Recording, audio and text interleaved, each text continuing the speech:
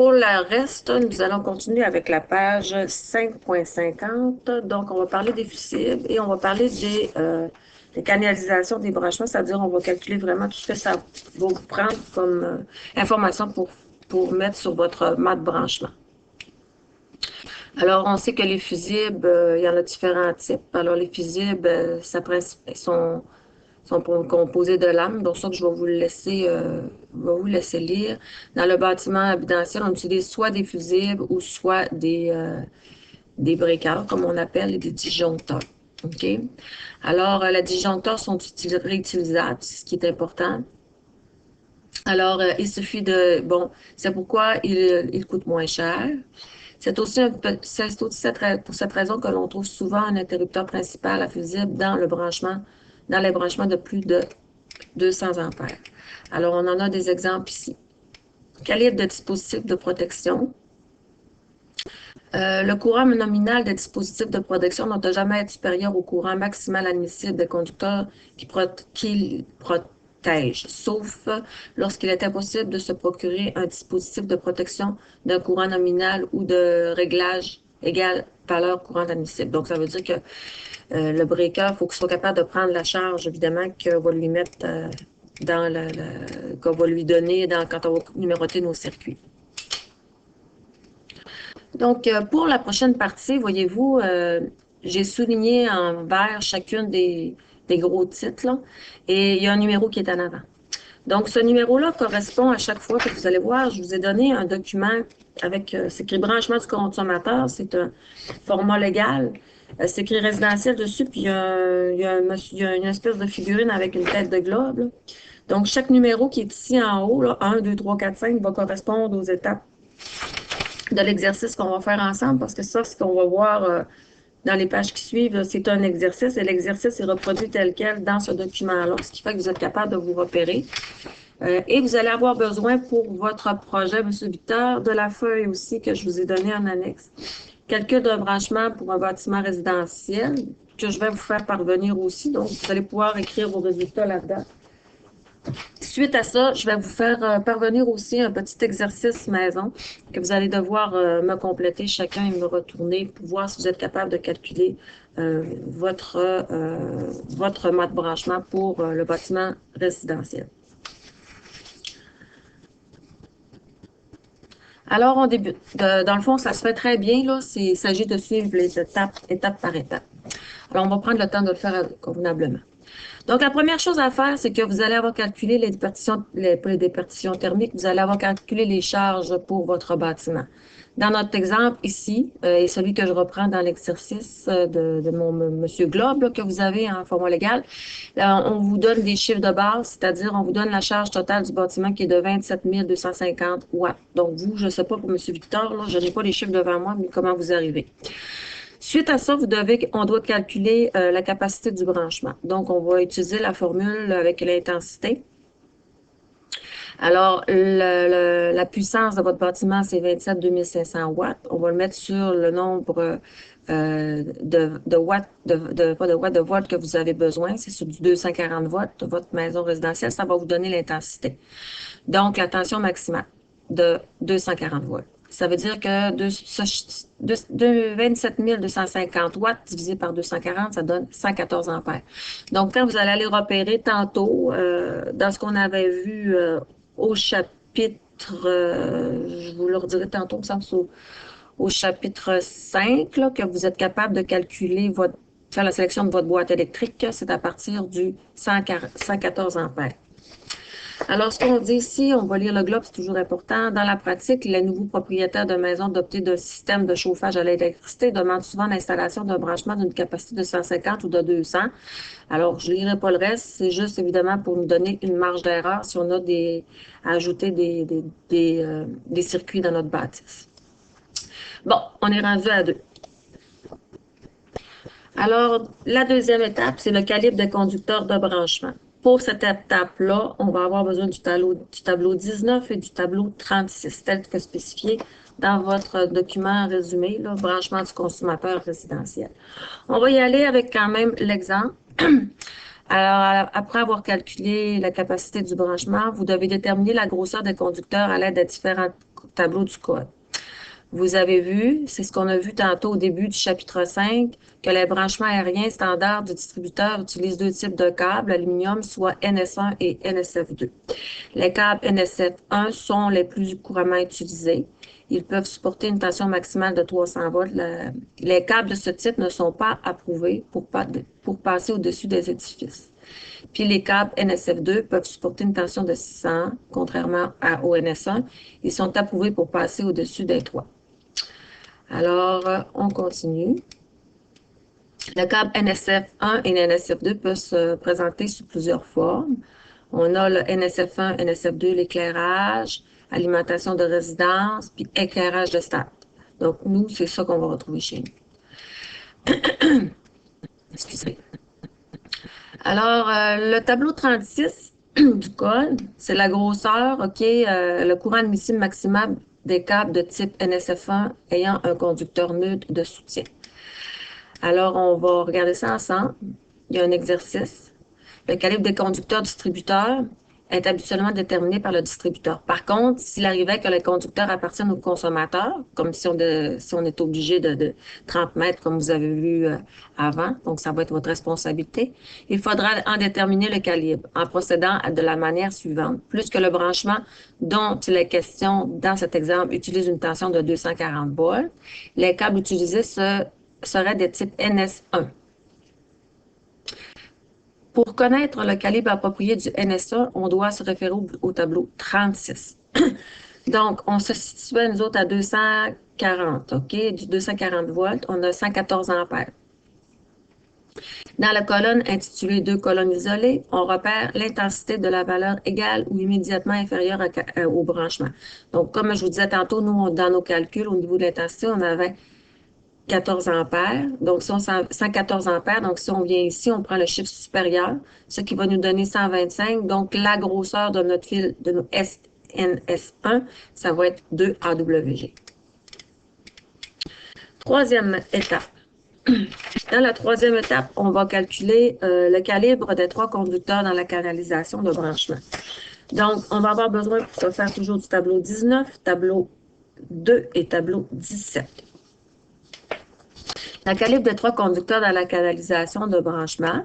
Alors, la figure 5.63 vous a appris que les conducteurs de branchement du consommateur qui se trouvent dans la canalisation de conduite sont de RW90.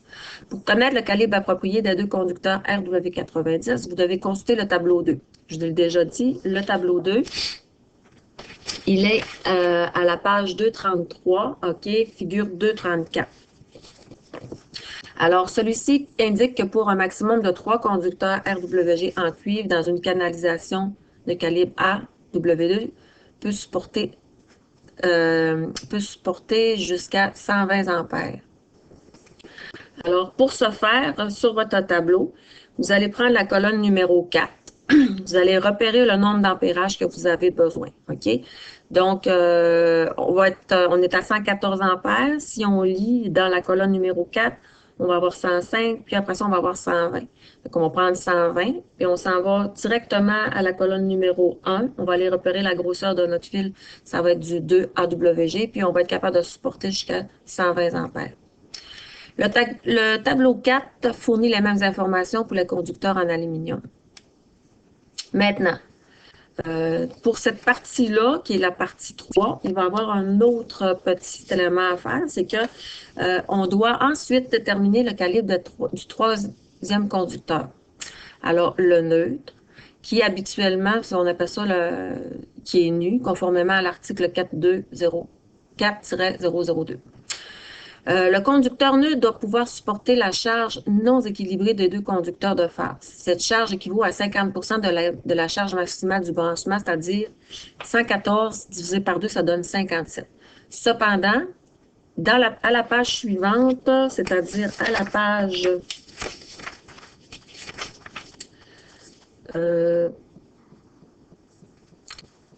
alors, toujours dans notre exemple, pour le tableau 17, on va aller repérer comment est-ce qu'on avait comment est-ce que nous, on a d'ampères. Alors, on a 114 ampères. Alors, 114 ampères, ça se situe entre 101 et 125. Donc, dans notre exemple, Le conducteur nu va pouvoir cuivre remis à la terre, c'est-à-dire va être de calibre AWG. Donc, on va revenir en arrière pour continuer notre... Alors, pour bien terminer cette partie-là, 57 ampères, c'est ce qui pourrait être utilisé. Cependant, on utilise le tableau de 17 qui tient compte vraiment, tous les calculs sont faits. Donc, on tient compte seulement du tableau de 17 pour calculer la charge qu'il peut supporter, notre cuivre. On utilisera donc dans cet exemple deux conducteurs de phase en cuivre, 2 AWG, c'est ce qu'on a calculé tout à l'heure, puis un nœud de 6 AWG. Donc, dans notre étape numéro 3, c'est ce qu'on va regrouper. Ces fils-là vont devoir passer dans un conduit. Alors, le conduit, on va le calculer. Maintenant qu'on a la grosseur de nos fils, on a 2 AWG puis un nœud de 6 AWG. Donc, pour calculer les conduits, c'est l'étape 4. Pour trouver les conduits de la canalisation des conducteurs, vous devrez d'abord déterminer la section qu'occupent les 3 conducteurs dans notre tube. Alors, on va faire toujours suivant notre exemple. À cette partie-là, nous allons avoir besoin du tableau numéro 10, 8 et 9, partie 4. Alors, dans le tableau, dans notre exemple, selon ce tableau, le tableau 10, la section totale des 3 conducteurs se calcule ainsi. On a donc 2 conducteurs AWG.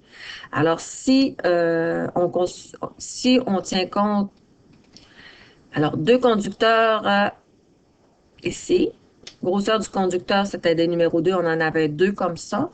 La section pour le type de fil qu'on utilise, c'est 73,85. Donc, dans notre exemple, 2 conducteurs, ça fait 2 fois 73,85 mm, ça donne 147,70 mm. Et on a notre cuivre ici, qui est ici, qu'est-ce qu'il va occuper comme section? C'est 37,98. Donc, une fois, les deux additionnés ensemble donnent 185,68 mm. Par la suite, on doit consulter le tableau 8 qui va nous donner le volume de remplissage maximal en pourcentage pour les 3 conducteurs. Alors, si on y va dans ce sens-là, on a 3 conducteurs, donc 40%. Finalement, la dernière étape consiste à se référer au tableau 9 qui est ici, car il indique le diamètre des conduits pour 40% de remplissage. C'est ce qu'on avait pris dans le tableau numéro 8. Ainsi, le tableau 9 permet de déterminer le diamètre du diamètre intérieur du conduit à utiliser pour cet exemple. Donc, 40%.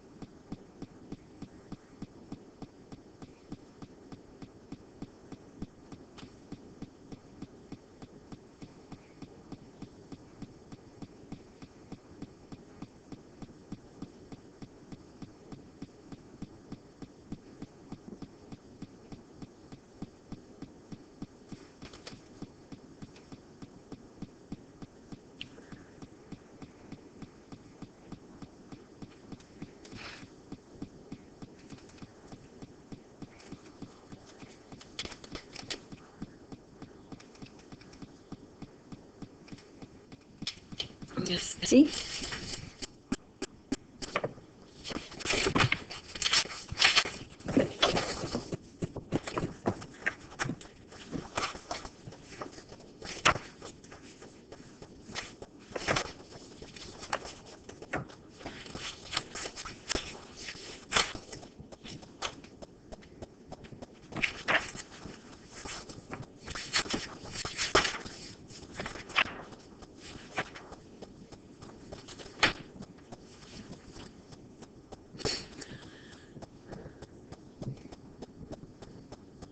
Alors, les tableaux que je vous parle, c'est pour calculer le modèle de panneau de dérivation que vous allez avoir besoin. C'est page 6.6 à 6.7 de votre chapitre 6. Alors, le tableau 41 ici, cavalier de jonction, c'était le tableau 41. Le tableau 17 pour le retour de mise à la terre. Alors, c'est ce qui a trait. Vous pouvez compléter l'exercice 5.7 en mettant les résultats. Alors, c'est ce qui compléterait notre chapitre 5. Notre chapitre 5. Donc, merci.